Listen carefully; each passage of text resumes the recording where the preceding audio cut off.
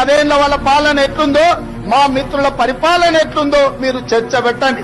చెట్టు కింద పెట్టండి, పెళ్లి కాడ పెట్టండి. 10 ఏళ్లలో ఆయన చేసిందేందో, 18 నెలల్లో మనం చేసిందేందో చర్చ పెట్టండి. చూపిస్తా.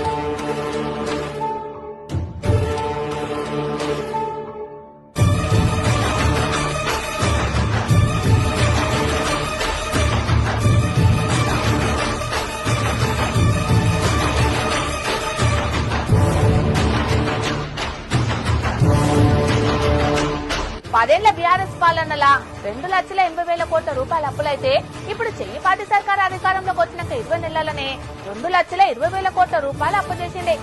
అప్పుల కంటే ఆస్తులు ఎక్కువ ఉన్నాయి. ఆస్తులు సృష్టించి మీకు అప్పచెప్పాం, సవ్యంగా నడపండి అని చెప్పి కూడా నేను విజ్ఞప్తి చేస్తాను.